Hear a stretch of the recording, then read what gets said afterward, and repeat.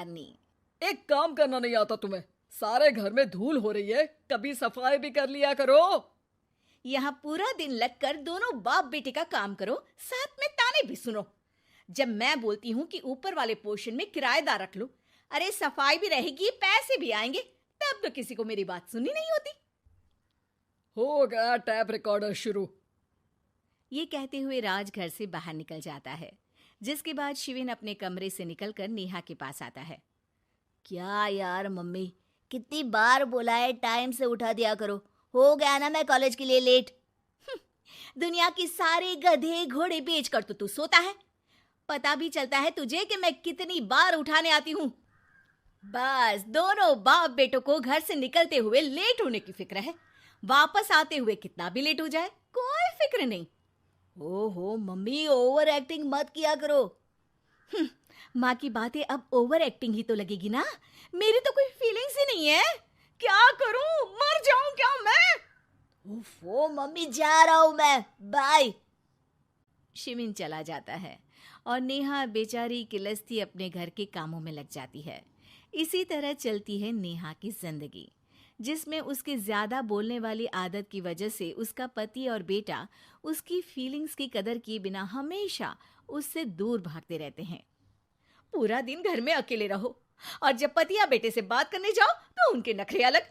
अब मुझे ही कोई अच्छा किराएदार ढूंढना पड़ेगा।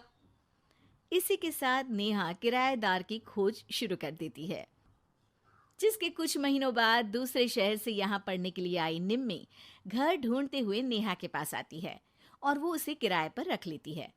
अगली सुबह हमेशा की तरह राज और शिविन अपनी जल्दी में होते हैं कि निम्मी वहां आ जाती है।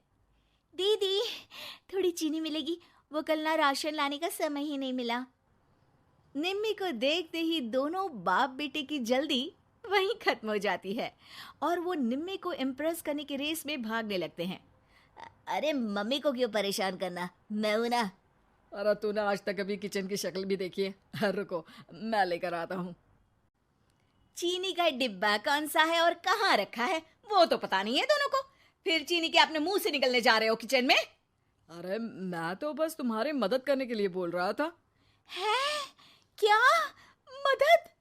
और वो भी तुम करोगे? सच में? अरे कोई तो सच बताओ, सुबह सुबह दोनों बाप बेटे कोई सूखा नशा करके तो नहीं आ गए ना? अरे कैसी बेकार की बातें करती हो मम्मी। अरे जब कौवा अचानक हंस की चाल चलने लगेगा तो शक होना तो लाजमी है ना। घर का ऐसा माहौल देख निम्मी वहां से जाने ही लगती है कि राज उसे रोक लेता है। अरे आपने चीनी तो ली ही नहीं? इट्स ओके भैया, मैं आज बिना चाय की ही कॉलेज चली जाऊंगी। जहां एक तरफ भैया सुन राज का दिल टूट जाता है, वहीं कॉलेज सुन शिविन खुश हो जाता है। वैसे आप कौन से कॉलेज में हो?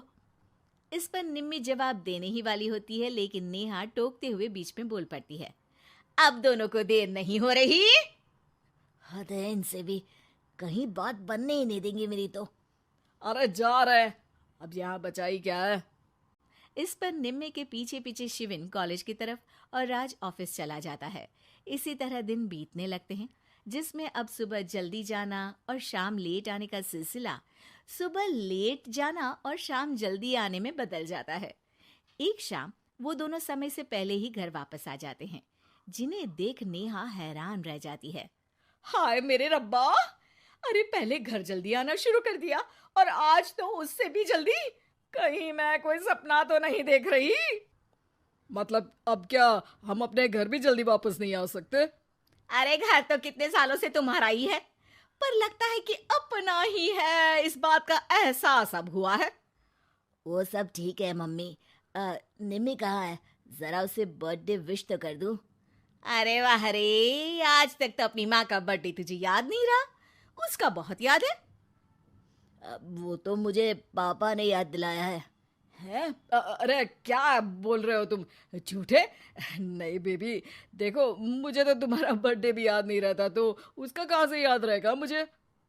तौबा, मैंने तो किराएदार रखकर अपने ही पैर पर कुल्हाड़ी मार ली। बेटा तो बेटा, यहाँ तो बाप भी किसी से कम नहीं है। इतनी देर में निम्मी भी घर वापस आ जाती है, जिसे देखते ही शिविन हैप्पी बर्थडे गीत गाता हुआ उसके पास चला जाता है। हैप्पी बर्थडे निम्मी। बताओ आज क्या चाहिए तुम्हें? हाँ हाँ, मांग लो ना इसकी जान। अरे नहीं नहीं, मुझे कुछ नहीं चाहिए, बल्कि मैं तो आज आप लोगों को कुछ देने आई हूँ। क्या क्या देने आई हो? निम्मी अपनी बैग में से मिठाई का डिब्बा और शादी का कार्ड निकालती है। ये मेरी शादी का कार्ड और मिठाई। आप सबको मेरी शादी में जरूर आना है और इसी खुशी में मिठाई खाइए। निम्मी की बात सुनकर जहां शिविन और राज शॉक में आ जाते हैं, वहीं नेहा हंसने लगती है। दिल के अरमां आंसुओं में बह गए। नेहा की बात से कंफ्यूज्ड निम्मी उससे इसकी वजह पूछती है, जिस पर नेहा अपने पति और बेटे की सारी करामातें उसे बताती है। आई कांट बिलीव, आपको मैंने भैया बोला, और शिविन तुम्हें तो मैं हमेशा छोटे भाई की तरह समझती हूँ।